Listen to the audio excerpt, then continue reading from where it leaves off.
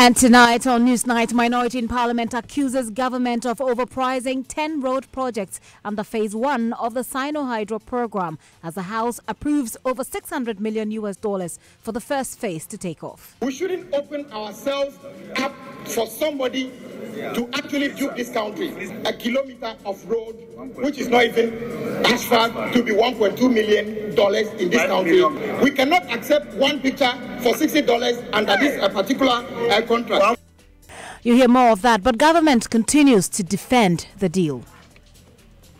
Also, government lays out ambitious plan to make Ghana Railway Company one of the most profitable companies in Ghana within the next 6 months.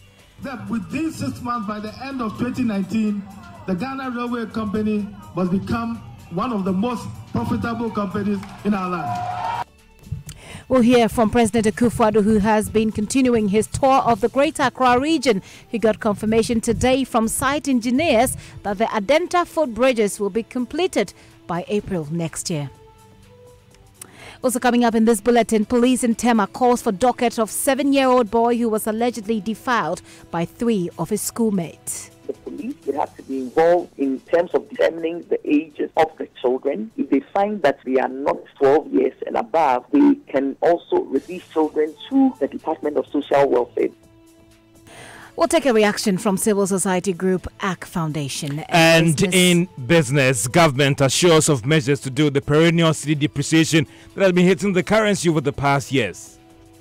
And later on, we'll tell you what's happening in the world of sport. But also in this package, former Director of Operations at the Electoral Commission is backing moves by the EC to restore the original logo of the Commission. It was very significant. So taking it away completely and bringing in something which was abstract. And I, for one, knew that one day this was going to be changed. It makes sense to understand exactly what the Commission there is doing. He, however, wants the Commission to come clear on how much it will cost. You're welcome to Newsnight. My name is Gifty Ando Apia. My name is Evans Mensah. I want to join us with your views. Feel free to do so. Send us a WhatsApp 0244340437. Details after the break.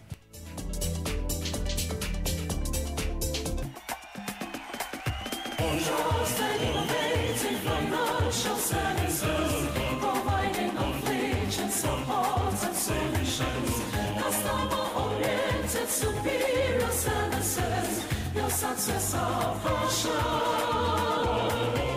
Trusted, innovative financial services, providing affiliation, support and solutions.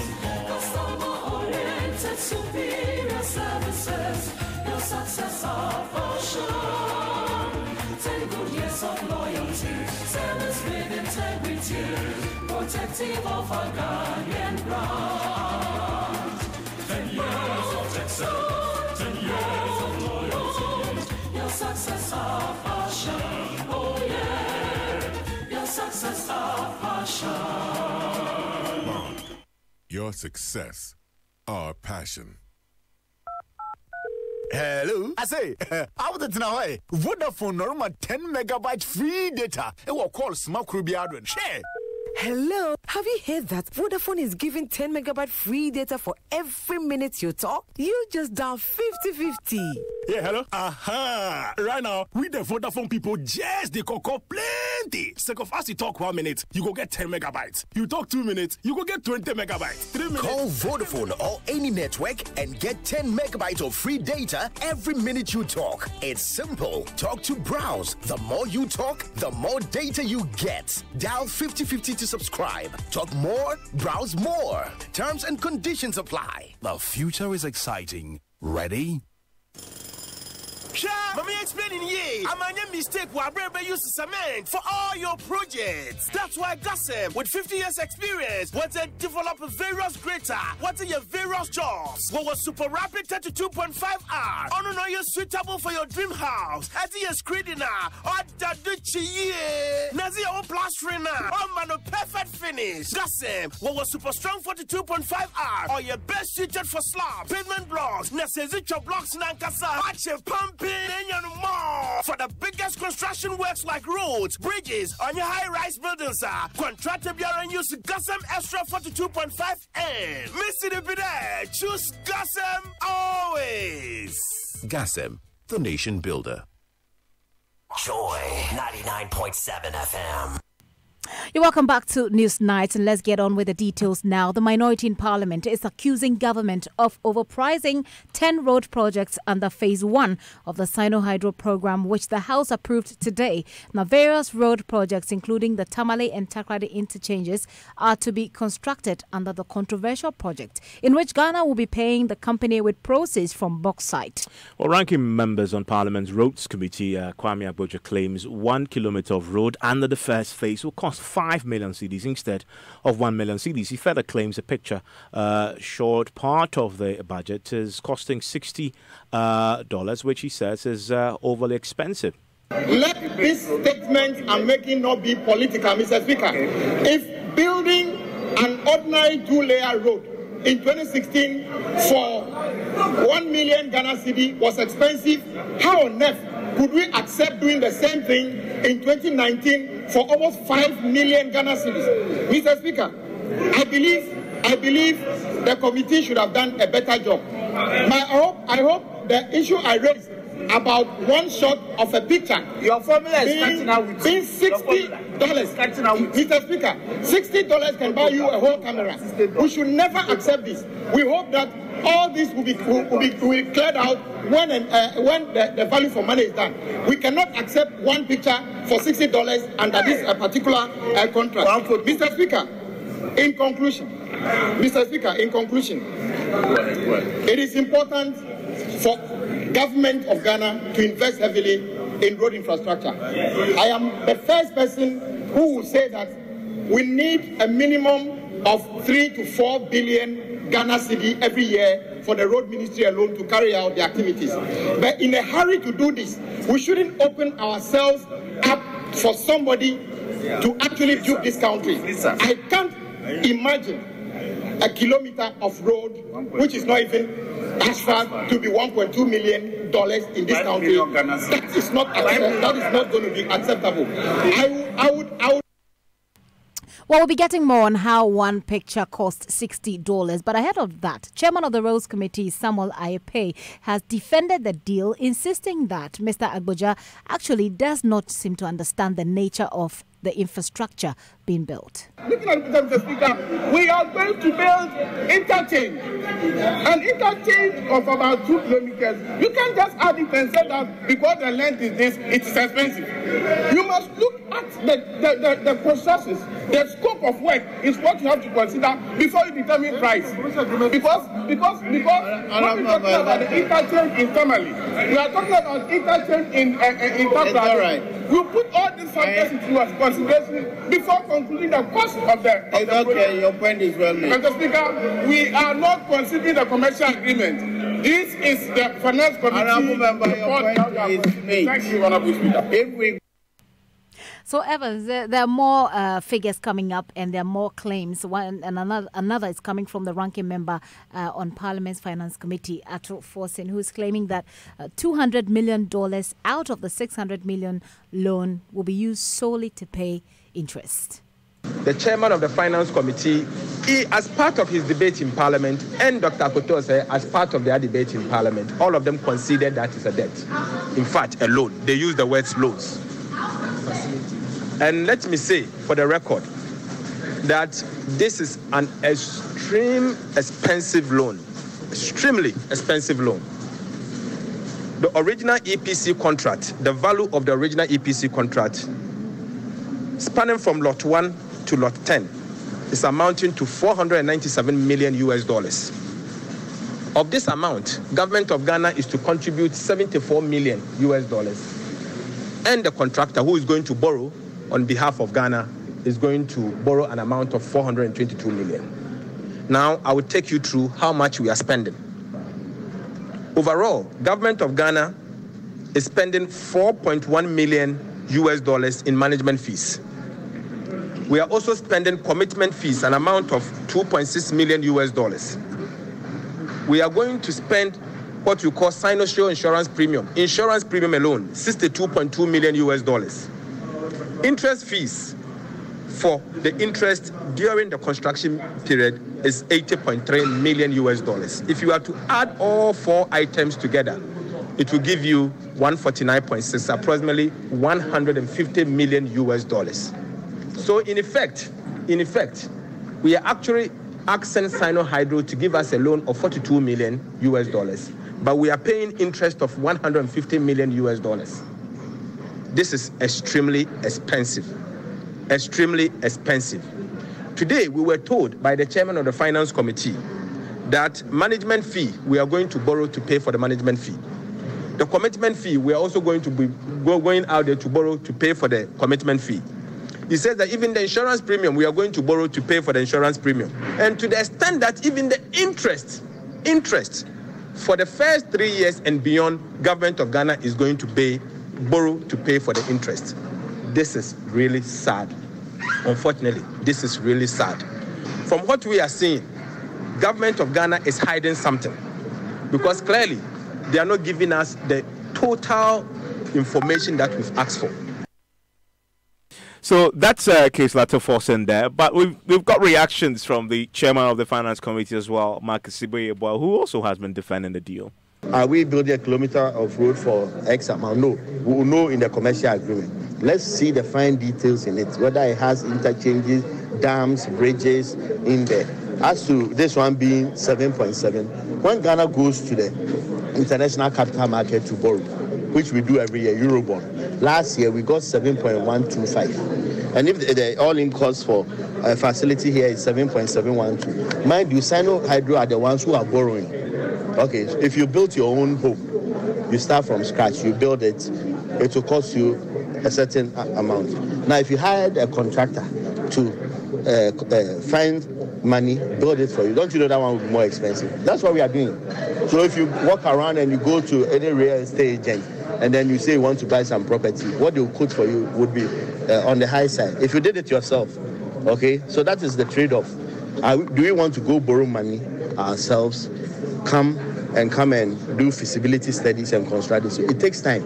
Sino Hydro have been in Ghana. They've done feasibility studies on all the roads. So if you talk of the Tamale interchange, they know where the Tamale interchange will be sited, the cost and everything.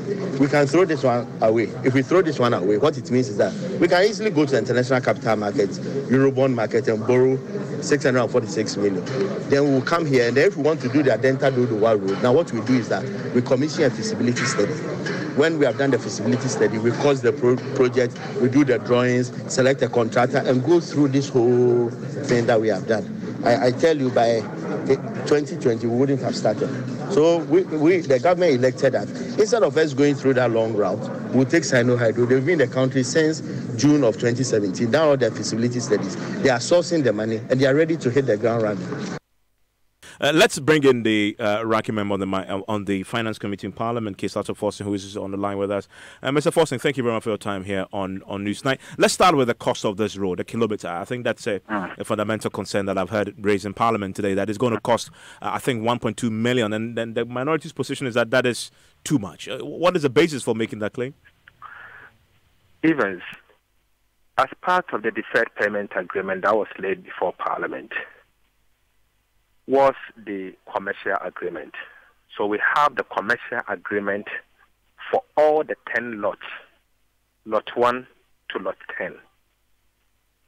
The Finance Committee sat on the deferred payment agreement, but we were all served with copies of the commercial agreement.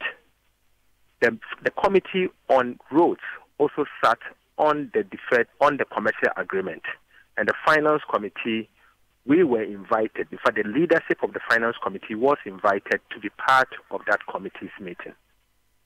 At that meeting, it came to light that a kilometer of road, not asphalt road, is a normal road, surface dressing, is 1.2 million US dollars. And my question was the basis for making that point that is too much. It is too much in the sense that previously, after 2016, the same surface dressing came to Parliament at a cost of 1 million Ghana cedis. The previous administration said it was a bit too much, and it's a sign of pray to loot and share. But Mr. Forsen, you said 2016. Today, that is 2 years ago. 2 years ago. But I mean, but if you built 2 years ago, you're building 2 years on, you're definitely not going to pay the same price for it. It's definitely going to go up under the current economic conditions. Evans, I know there is inflation, but the truth is, something that used to cost 1 million cedis is all of a sudden now costing 5.2 million cedis. How many percent increase? I mean, let's quote the dollars. Let's use the same. Let's use the same. Something that 2 years ago used to cost $250,000. It's now costing 1.2 million US. I thought I heard that it cost 1 million in 2016. 1 million cedis. Cedis. And it's costing 1.2 cedis. And it's now costing $1.2 million. In cedi terms, it used to cost 1 million cedis. Today, it costs 5.2 million cedis. That is the difference. That is why it is too much. It's exorbitant. Evans, not only that, also as part of the commercial agreement, they are building what you call a site office in Ofuase at the cost of $795,000 US. For the engineer, site office for $795,000 US. What is the cost of a site office even if you are building in East Legon? If you are buying the land in East Legon and all those expensive places in Accra, I don't think it will cost $795,000. We also cited and we found out a shot of a picture costing $60 US. $60 US. So please, the details in the commercial agreement is something that we are questioning. We said, yes, we want the roads. Yes, we want the project, because after all, we all want our infrastructure to improve, but not at any cost. Not at any cost. Not at any cost. And again, even the loan made mention of the fact that the cost of the loan is too much.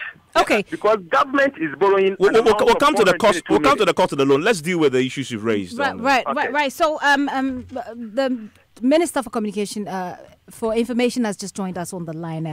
Kojo Oppong-Nkrumah, sir, thank you very much for your time this evening here on Newsnight. So we're just hearing some of the figures here that the minority spokesperson on finance has raised. He's mentioned also Ofuase, and just clarify this for us. Ofuase, that's supposed to be your constituency, correct? Okay. Hello.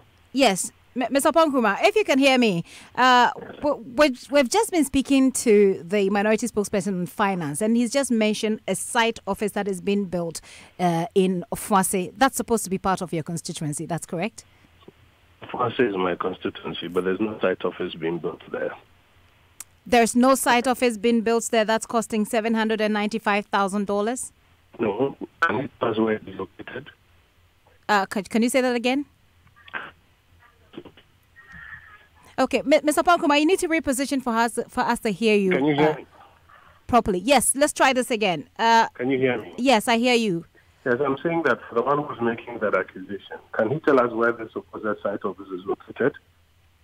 Mr. Forson. Yes, I am putting on record that as part of the commercial agreement that was given to us, there is a road between Oda to Ofuase. And that road that they are going to construct is to have a site office, and that office is going to cost $795,000 US. It is in the quantities. It is in the commercial agreement. Mr. Oppong-Nkrumah, you're not aware of this, are you? There is no site office being constructed there at the tune of the price that my brother is mentioning. First, let me say good evening to your listeners. Anybody who was expecting that the minority was coming to the chamber today to vote aye for the financing agreement was deceiving himself. Because when we brought the master project support agreement,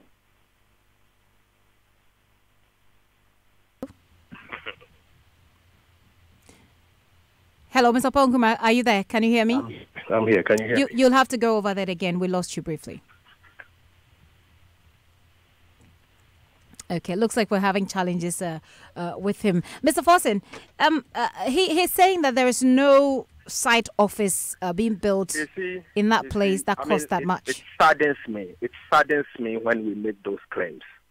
The people of this country deserve to know the truth. I am making reference to a document that has been laid before Parliament, of which we have deliberated on it, debated it, and even in Parliament, we made those submissions on the floor. Someone who is also a member of Parliament and a Minister of State can stand or can say to all of us, the people of this republic, that that is not the case. Tomorrow, I will give a copy of that particular lot, to your parliamentary correspondent, Mr. Gapo, so that you'll be able to read it to your listeners. I mean, what is going on? I have read it. We have sat on it as a committee of Parliament. We know today we debated it. In fact, the ranking member on roads, the Honorable Kwame Agboja, made a statement on the floor of Parliament. He brought the document. No one challenged him. The cost is exorbitant. The cost is too much. That is what we are saying. Very well. That's the point you've made. The government should be able to listen. Very well. That's the point you've made repeatedly. I'd like to find out from you before we wrap up what you're going to do about it. The contract, the deal has already been approved in Parliament today, even though you didn't want it. Well, it has been approved.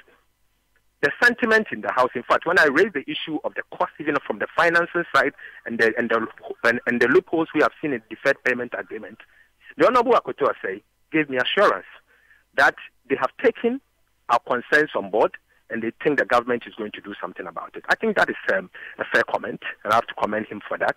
I'm only hoping and praying that the government will listen to us and do what is right. Because after all, we are not just criticizing, but we've seen something that is wrong, and we're asking them to go back and do what is right. Very well, Mr. Forson. Thank you so much for your time this evening here on Newsnight. Evans? Share your thoughts with us on what you just heard, 0244 340437. And let's stay with infrastructure generally, because the president has been touring Accra today, and some bold, ambitious announcements have been made. Government has laid out an ambitious plan to make the Ghana Railway Company one of the most profitable companies in Ghana within the next 6 months. The sector is hoping to start express rail services on the Accra, Tema, and Sowam, Kufredia, Kumasi, Takwa, and Takrady routes. Now, President Akufo-Addo today, as part of his tour of the Greater Accra region, inspected new coaches brought in to start the services. We will hear from the president shortly, but first listen to Rail Minister Joe Gatti making a bold declaration to significantly improve the financial situation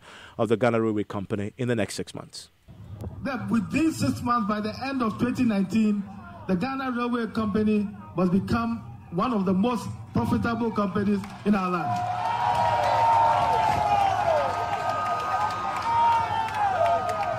We give thanks to God, because I remember in the beginning what was happening was that it reminds us of the passage in the Bible which says, I cast my eyes upon the mountains. From whence comes my salvation? My salvation cometh from the Lord. The sector had collapsed. The sector was dead. The president had confidence in the sector. So the president sent us to go and repair the sector. Revive it again, like the old bones in the Bible. And we must thank the president, because he never gave up on us. And for the past 2 years, everywhere the president has gone on this earth, he has mentioned the railway sector as one of the sectors he's determined to see that during his term of office, it will wake up. And the people of the world have responded. And the investors have come to Ghana to help us to build our railway. So I want to thank the president. In the past 2 years, the sector, we've done a lot of work. But if the past 2 years was a whirlwind, the next 2 years will be a hurricane. The rehabilitation of the line from Accra to Isawong and to Koforidua will continue. In 2019, we shall take this passenger train to Koforidua in Jesus' name. Mr. President, as I speak, as an evaluation of the 8th BOT, the last stage of the BOT, there's an evaluation of the Standard Gauge Eastern Line, which is going on as I speak at the Ministry of Finance. Being chaired by the Deputy Minister of Railway, Honorable Ajeni Mwati, Deputy CEO of Ghana Railway Development Authority, Mr. Yawozu is there. We are at the last stage of constructing the Standard Gauge. In 2019, the Standard Gauge construction of the railway line from Accra to Kumasi will commence. Let's bring in presidential correspondent Elton Brobe. He's been traveling with the president all day. Elton, so did the Rails Minister specify how exactly he plans to turn the Ghana Railway Company into the most profitable business or entity in Ghana in 6 months, a sector that he himself admits today that was dead 2 years ago? Exactly, Evans, and he's looking at making it the preferred transport for the movement of goods as well as humans. For example, he spoke about the fact that if they are able to construct the rail line between Tema and Kumasi, it will aid in the transportation of goods from the Tema Highway, especially to Bankra, which after the completion of the administration block has remained abandoned because the rail line to connect Tema and Ashanti region is non-existent. And the fact that they started this process and they're looking at 2019 to have it fully rolled out, they are looking at making so much money from the rail sector that it will become a key driver in the government's economic, development. And they are funding. They have investors who've shown interest. Indeed, some of them were showed to the president, and they've pumped their money into it. They've already brought in some of their seed trains, and hopefully by 2019 first quarter, the assurance from the Ministry of Railway and the government is that by the end of first quarter of 2019, people will begin to travel between Kumasi, Accra, Takoradi, and Sawam, Koforidua, by train. And they are hopeful that it will start off and gradually move it to Faga. That is actually the ultimate plan. The president himself has been speaking about this. What has he been saying? He said that he is very determined as somebody who lived most of his life in the United Kingdom and knowing the importance of the rail to the economy of the UK. He is looking at replicating that in Ghana. That's how come he's made it one of the priorities in ensuring that the railway sector started 120 years ago is revamped to play that key role that he has played of it in its economic, emancipation. We can listen to him on that. It's 120 years since railway was introduced into our country, came to British Secondary. That's the plaque which I've just unveiled. And it was a turning point in the establishment of our nation's infrastructure.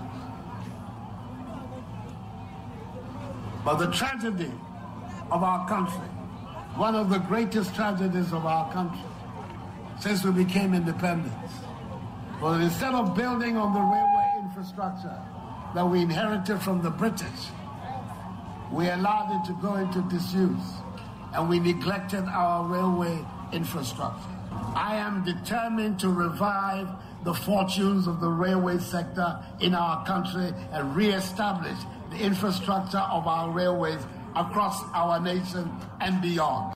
Well, Elting, the president also visited the Adenta Medina Highway, a scene of protests last month.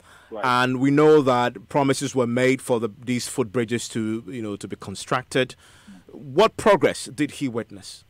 All right. So, Evans, the engineers told him that they are moving steadily, and they are hoping that in 6 months' time they would deliver to Ghana a complete work. Indeed, apart from the footbridges that they want to bring it to total fruition, they are also into the process of adding 9 more additions to what they are doing, and they're even looking at the provision of UPS system with a 24-hour autonomy. What the engineers explained to President Akufo-Addo is that in the event of a power outage, because of the UPS system that they are putting in place, for 48 hours, that's 2 days, the entire stretch will have electricity, even in the absence of an electricity supply from the national grid. And these, among others, is what they are doing.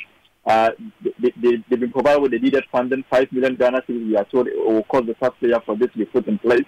They are on it. By April, they will deliver some. By the end of June, the entire 6-foot bridges, which was left abandoned because the walkways had not been added onto it. That is what they are concentrating on. But apart from that, the other 9 additional road safety measures that they are adding onto this, so that by June, they hope to reduce the accidents on the road. They hope to reduce people crossing the road from one side of it. They want to even reduce weeds and other things that impede movement of vehicles and ensure that those who use the road, especially drivers, have clear view of the road the ultimate aim is to avoid accidents on this particular stretch. All these works now we are working at the contractor is Farco Roads, and all these works we are doing at SDA. We have done some road line marking here, you can see there. We have also done some crash barriers here, as you can see here. We are also putting more crash barriers. The crash barriers, the idea is that when a vehicle hits, it will not it will stop it from moving to hit any pedestrian. And we'll move here. We are doing some civil works at the SDA junction to make sure that the turning movements are okay. And the maintenance of these things, that's everybody's concern. Yes, the maintenance of the sign language, the signs. The frequency of the marking. The frequency. We try the frequency of the marking. And I mean, you have the arrangements in place to make sure. Yes, we have the routine maintenance budget that does that frequently. But is it working? Yes, it's working, sir. So we have some of the paving works here in the median. You can see that this is separate. Just paving them to make sure that they are okay at the SDA junction. The same thing here. We are also doing pavement of some islands and crosswalks. So it's a different contractor working on each one of the different. These ones is being done by one contractor called Farco Roads. I'm saying, but it's a different contractor for each one of the bridges. Yes, it's a different contractor for each one of the bridges. So the last one shows you the lowering of curbs to allow people, disability people to cross. So we are trying to lower the curbs so that they can also use the facility. Yes. We hope to finish all these works by April 28th, sir. So we'll come back in April. Yes, sir. We'll write you, sir. Thank you, sir. Take care. Well, that is the president interacting with engineers on the Adenta Medina Highway, a place where I give to you, that road you use quite. Oh well, I dodged through Medina. Right. You know, so I like straightforward things. I know you like straightforward things, and so they say it's going to finish in April. I'm sure you're excited by it. Hopefully so. Quite frankly, I see them working in the night every time I use the road. Oh, I see. I haven't used this in a while. Yeah, you should try it. I will tonight. Okay. So some WhatsApp messages coming through, Evans. This one says, Evans, I was expecting the NDC flag bearer charge to be reduced to 100,000 cedis instead of those tall list of people who decided to make contributions to help flag bearers bring those monies. Okay, so he's talking about asking those people who are supporting the flag bearers to bring the money to raise funds for the elections, the general elections for them. Okay, that's coming from Joe in Accra. And this is from Jagos from Nswam, says the NDC presidential aspirants should stop giving us excuses that the forms were being picked up for them by their sympathizers. How can tomato seller or cattle rearer, scrap dealer get 4 billion old currency to pay for you? You don't think that's genuine? You say Mr. Joshua Alabi is actually Professor Joshua Alabi, Alban Bagbin, JDM and co should stop giving Ghanaians excuses. Evans, NPP did this same overload of projects to NDC, overvalued of project to NDC, and NDC is doing the same to NPP. So who do we believe? Who do we, the citizens, believe? God help us. That's from Nana on the Spintex Road. This one says, Evans, you want to take this one? Says government would want to use every opportunity to get to milk the state. One borehole is over 130,000, and now a kilometer of road is costing 1.2 million. Let's do business now. Hello, George. Hi, Evans. And coming up in business, government is talking about some medium-term strategies to help deal with the problems that the city faces every year. It has to depreciate against that. Looks like there is a medium-term strategy to deal with that so that we'll just see some slight blips in the year. And also, Managing Director of ADB, Dr. John Kofi Mensah, confirms the bank is working to recapitalize before the December 31 deadline. The business news on Newsnight is brought to you by MTN Business. Welcome to the new world of business. Kingdom Books and Stationery, your number one-stop shop for all your office essentials. And Mark Autopass, distributors of Isuzu pickups and Chevy cars. And First National Bank, we are the bank that understands your business. First National Bank, how can we help you? The MTN Heroes of Change celebrates people who are making a positive change in their communities. That's why I nominated Naomi Aku-Amwa. For the past 16 years, she's cared for the homeless and the orphans in her community. You can imagine my excitement when she eventually won. If you know anyone positively impacting your community, then nominate them in the MTN Heroes of Change. Your hero could win 100,000 CDs. Just fill an online nomination form at heroes.mtn.com.gh or pick up a form at any MTN service center near you. Deadline for nomination is 18 January 2019. See press on online for details or contact 0554 222 222 for further inquiries. Nominate that hero who is brightening lives, and let's celebrate them. MTN Heroes of Change. Be the change you wish to see. Everywhere you go, MTN. Let us help you bank with the right bank. At First National Bank, we're more than just a bank. We're a digital partner that actually understands your business. Enjoy massive value with our various banking solutions. Get a business check account, a day-to-day transactional account for all businesses from all sectors of the economy. Access our online banking enterprise and bank your way 24/7. Invest with our short or long-term options that enable immediate access to funds. Optimize your cash flow, raise capital, and acquire assets with ease with our lending solutions. Trade with speed, consistency, and innovation with our global payments and forex solutions. With so much value up for grabs, there is no reason not to bank with First National Bank. First National Bank. How can we help you? Kingdom Books and Stationery Limited is organizing its end-of-year furniture promotional sales from the 1st to the 31st of December 2018. Kingdom Books and Stationery is giving away a whopping 10% discount on all furniture at the following branches: Tema near Community 4, Airport, Woolworth Building, Head Office, Akweje, Takrady Fijai Road, Santasi and KNUST in Kumasi. Hurry while stocks last. For further inquiries, contact us on the following numbers: 050-140-1050 or 0302-762792 or 0302-764101 or email us kingdomcustomerservice@ymail.com or info@kingdomgh.com. You can also visit our website www.kingdomgh.com. Kingdom Books and Stationery Limited, where quality and affordability is assured.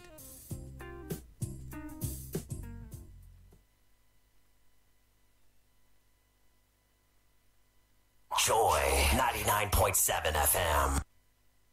Welcome back to Business on Newsnight. And government says it is instituting measures that would help deal with the perennial depreciation that hits the city every year. The local currency over the years have been hit by some serious depreciation against the dollar. This despite several interventions by the Bank of Ghana. It recently witnessed one of the sharp depreciation against the US. So this meant that it went down significantly against that currency. It has gone down by a little over 7% compared to 4% in 2006. But in 2017, it recorded that depreciation. Now by Professor John Bafo, who is the minister responsible for economic planning, says that these measures that they are putting in place would help deal with these challenges in the medium term.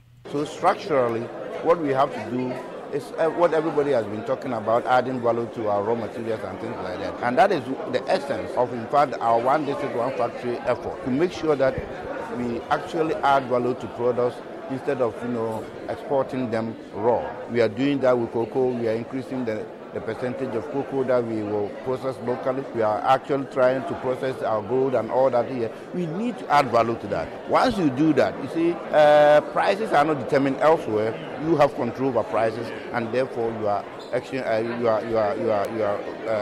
rate will not be unduly be under stress. So if I get from there is a short, medium-term strategy to help boost our exports, so that we'll deal with this thing. Precisely, that is the goal.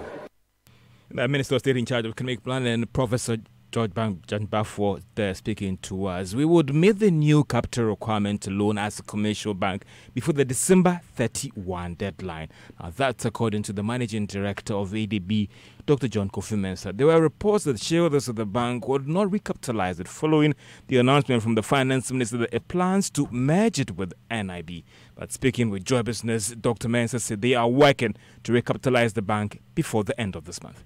The issue that has been under this is whether ADB can meet the capitalization. I think I'm assuring all and sundry that it is short. It may be some just minutes or hours away. You will hear the news. So it means that you are going ahead to meet the minimum capital solely as a bank? Yes, it's going to happen without any. Now we have new shareholders, the basically government, Bank of Ghana and Ministry of Finance are major shareholders.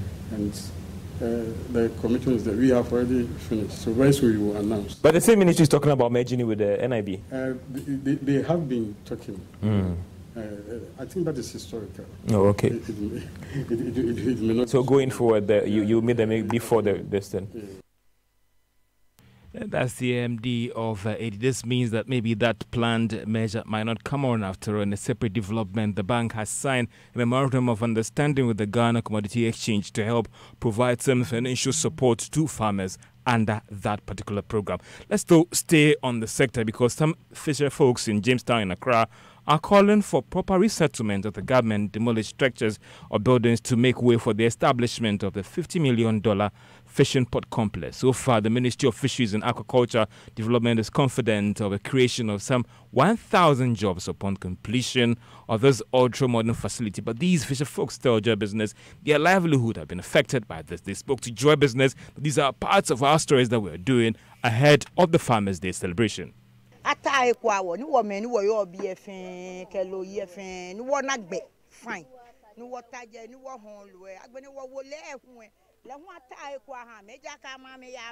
must be secured for us to get back to bricks business.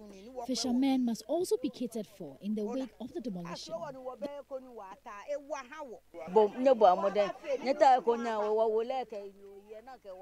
Relocating us without a resettlement plan could lead to social vices.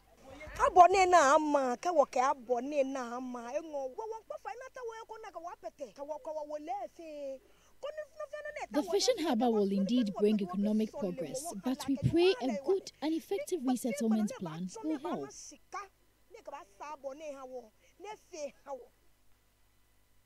So you heard the fisher folks there from Jamestown expressing their views there on this new facility in that area. And this is part of a series of stories ahead of the Farmers' Day celebration. Make Joy Business your channel relating to all the issues relating to funding, financing, and the growth of the agricultural sector. Now, the Securities and Exchange Commission will soon roll out new measures to regulate the operations of fintechs operating in the country. Ghana, as at August this year, lost about $69 million due to cyber crime-related issues. Now, head of audit and risk management at the Commission, Emmanuel Appiah-Mensah, explains to Joy Business by the first quarter of next year, these regulations will be enforced. Eventually put up a committee together, and then we'll engage those who are into fintech, those who are using mobile phones and computers and so on to do transactions and investments. We are going to engage them so that together we will develop guidelines for our jurisdiction where fintech is concerned.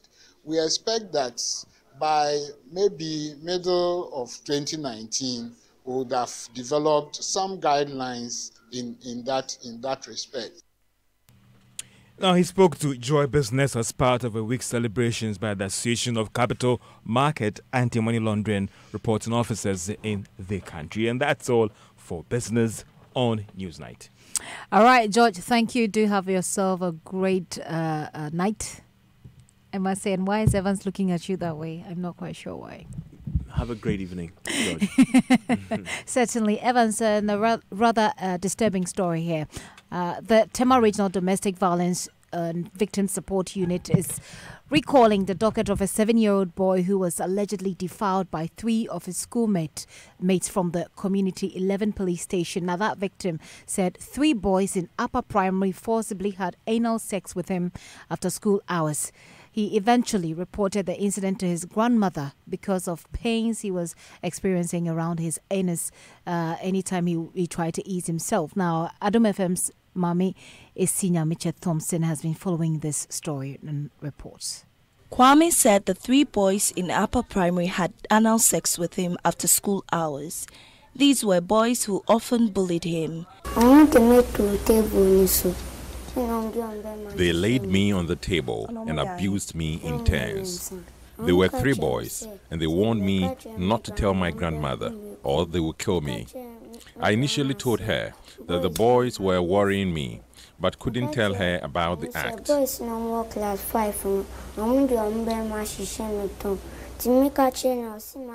But my grandmother later got to see blood in my panties. And when she queried me, I couldn't tell her the truth. I was scared that they would beat me. The boys had warned me.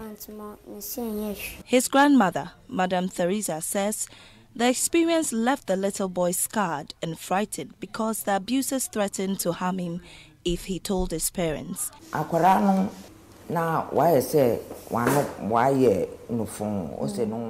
My grandson came home complaining he wasn't well. After some time, he began screaming, and I could see that he was in pain anytime he visited the toilet.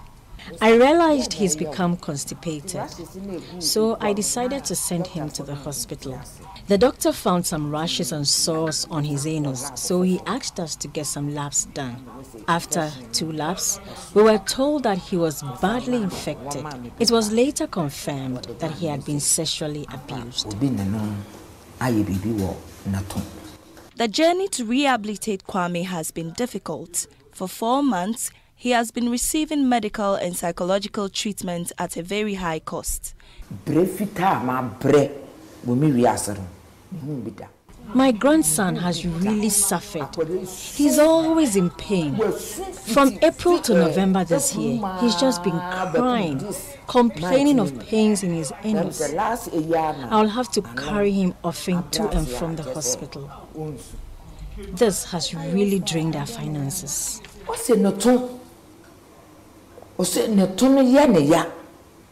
His inability to control his bowel has forced him to wear pampers and stay in bed most of the time. Kwame added that any time he complained of bullying, his teachers ignored his concerns. Authorities at his school, named withheld for now, have refused to go on record. They, however, denied the allegations. Meanwhile, the police say they have investigated the case and forwarded the docket to the Attorney General's office for advice. Well, that's a pretty sad story. We've been speaking to the Tema Regional DOFSU Coordinator, Superintendent Christine Yvonu, who indicated that she wasn't aware of the case, but has recalled the docket. She's expecting the Community 11 police to brief her on the matter for further investigations. She added that the victim will be re-examined and will be offered counseling. We're also hearing tonight from the Executive Director of the ACT Foundation, Ghana, Angela Dramana Abuaje, who's urging the police to establish the ages of the perpetrators of the act to determine whether there is some criminal liability there. Well, you see, I don't know what ages they are at, but criminal responsibility starts from 12 and above. So that's the first thing to look at. Even if they are below 12, you can't just take your eyes off a case like this. What you do is that the enforcement agencies must come in, but they must come in appropriately. That's why the Department of Social Welfare has been given the primary mandate to protect children in this country. Therefore, even those children who perpetrated the act need some form of protection and some form of help. So you can't say state institutions cannot get into this matter. I would still say the police would have to be involved in terms of determining the ages of the children. If they find that they are not 12 years and above, they can also refer these children to the Department of Social Welfare that has the mandate to ensure that these so-called perpetrators are also protected and they are taken care of and taken through a program that would help them. So that's the Executive Director of ACT Foundation, Angela Dramana Abuaje there. And Baba is here in the studio with some breaking news. Yes, Gifty, and it's that the president. So this is a statement that's coming from the presidency, and it says 5th December 2018, appointment as Director General of the National Sports Authority. The President of the Republic of Ghana, His Excellency Nana Addo Dankwa Akufo-Addo, has by letter dated 5th December 2018 nominated Professor Peter Chumisi as the new Director General of the National Sports Authority. NSA. This follows the resignation of Honorable Robert Safo-Mensah as the Director General of the NSA. Accordingly, Mr. Majid Bawa, who is to revert to his former position as the Acting Deputy Director General of the NSA. In view of this, the necessary steps will be taken to regularize the appointment of Professor Peter Twumasi in accordance with the relevant provisions of the Constitution and the Sports Act 2016 934. And this is signed by Honorable Isaac Kwame Siama, MP, Minister. And so, Evans and Gifty, there we have it. New a nominee for as Director General of the National Sports Authority. I mean, Mr. Majid Bawa had been acting in this position for a number of months following Mr. Robert Safo's stepping aside due to the several controversies, including the Australia visa scandal, and then of course the number 12 expose also by Anas Aremia. So Professor Twumasi is actually a lecturer. He says he's a scientist in the area of biochemistry, and he also lectures at the Kwame Nkrumah University of Science and Technology. He's spoken to me off record. Yes, the appointment has come, but he is going to be, he's yet to be giving his official letter. Once he does that, Joy FM will be the first radio station he speaks to. All Certainly. Right. We'll be here for Away that. from that, Ghana Premier League side Kumasi Asante Kotoko gave themselves a boost ahead of their CAF Confederation Cup match against Kenyan side Kariobangi Sharks in a fortnight. The Porcupine Warriors beat fellow Premier League side Inter Allies by 3-0 in a friendly game at the Accra Sports Stadium earlier today. Joy Sports' Benedict Owusu watched that game and has the following match report.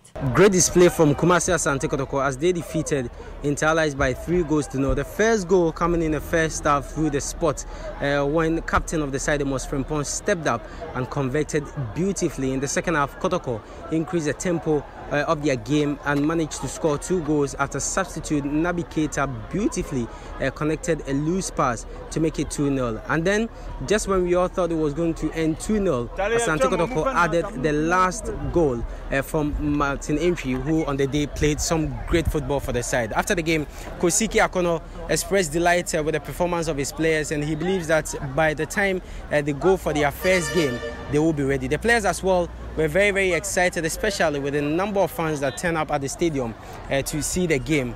They think that this will motivate them going into their campaign. They will play their last trial game on Sunday against the Black Meteors, after which they will then prepare for their first encounter in the African Confederations Cup. Evans, Hearts of Oak, you have a long way to go. Asante Kotoko, they've set the pace, so they say team na ye. Yes. Don't worry. And every fan that I've spoken to after this game is excited. They are happy, you know. So Hearts of Oak, what's up? The bones are not rotten.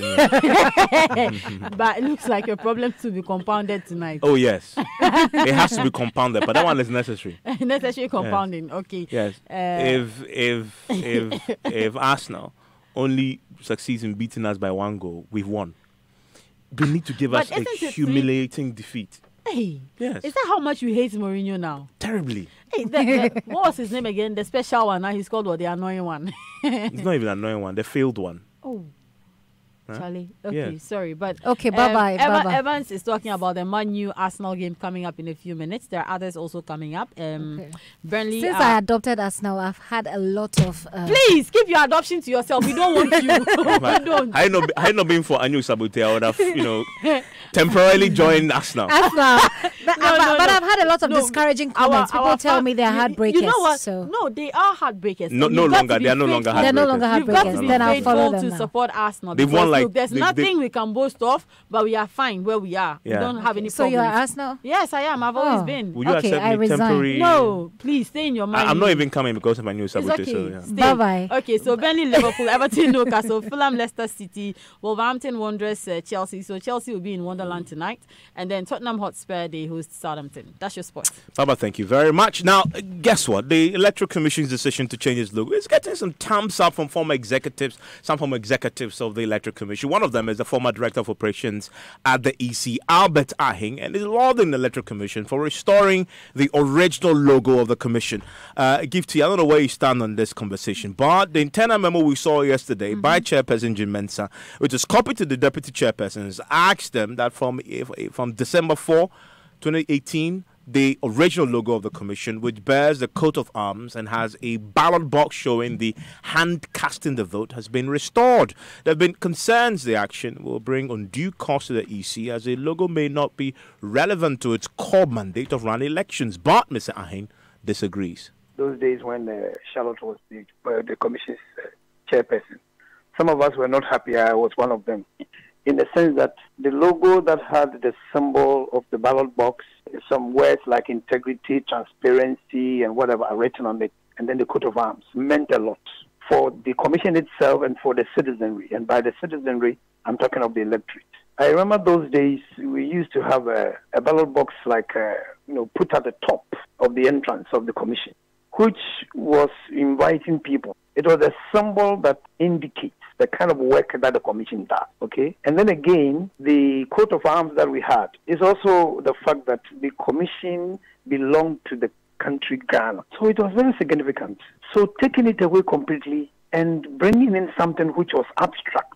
As I'm sitting here right now, if you ask me what it entailed, the one that was brought in by Charlotte, you wouldn't understand exactly what it meant.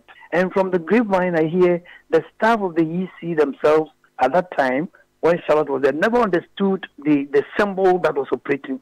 And I, for one, knew that one day this was going to be changed. As to when, I didn't know. So you think that despite the fact that we spent a lot of money changing the logo, rebranding, it is still prudent to bring back the old logo or the original logo, even though it's going to cost us some money, however insignificant they claim the amount is? It is meaningful. It makes sense to understand exactly what the commission there is doing. My only prayer is that it should incur minimal cost. It is incumbent on the commission to make sure that it tells this country how much it is, going to be involved in going back to the old one. And then there should even be a comparison. If they can lay hands on how it cost the commission to do the Charlotte one, and then how much it will cost to do this one. It's very unfortunate. I know the taxpayers' money is going to be used again to get this new one. But to be honest with you, this symbol is better than the one that Charlotte had brought in. Let's speak to Dr. Kojo Asante, Director of Policy and Advocacy Engagement at the CDD. Doc, thank you very much for your time here on Newsnight. I mean, this is also about how our state institutions tend to be run. We have one administration; they make their own changes. The other administration comes in, and then they also make their own set of changes, and the bearer of the cost eventually is ourselves, the taxpayer. What's your own take on what has happened?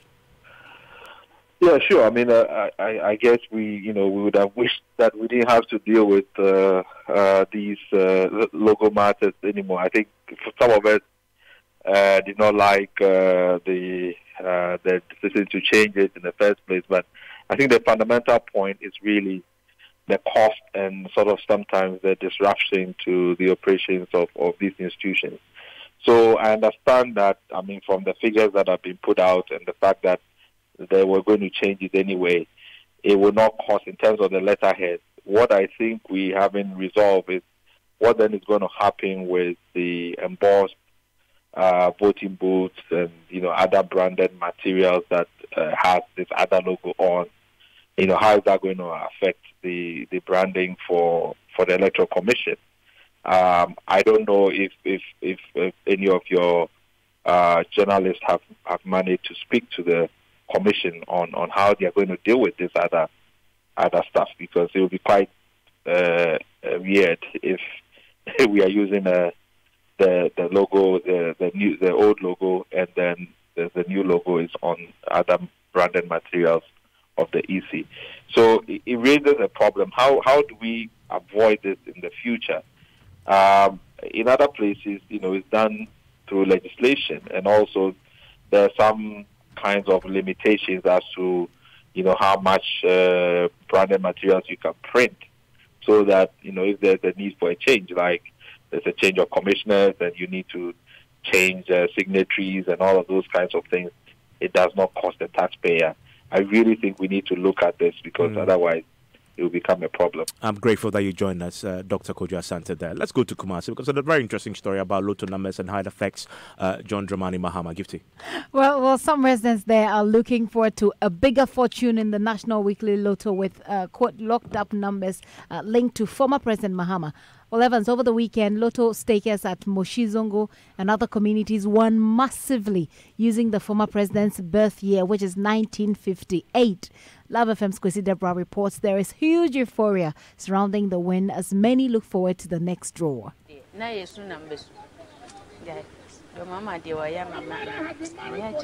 If you don't have money, you don't have a say. If not for the lottery, my daughter, who has gotten nursing training admission, would have gotten pregnant. Chako Sela Ekuya is overjoyed.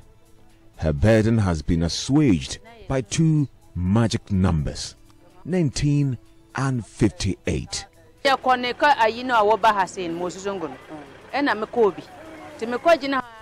When John Mahama came to Moshizongo, she says, I went there, and it was there we were told of the year he was born, and so we decided to stake it. I staked with 10 cedis and won 2,000 cedis. I've gone for another Chako consignment and deposited 1,000 cedis in a bank to cater for my daughter's education. Well,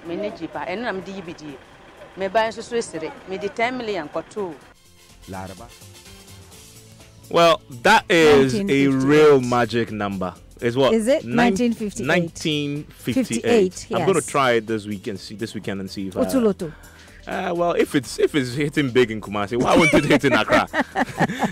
I see. That's it. But that happens with the birthday of the former president. Yeah, the birth year. That's magic. Yeah. Well, so they say. Is that an omen? Who knows?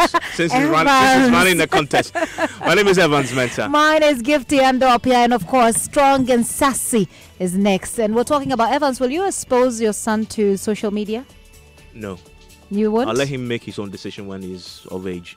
Okay. Well, we'll see what you think on Strong and Sassy. Thanks for your time.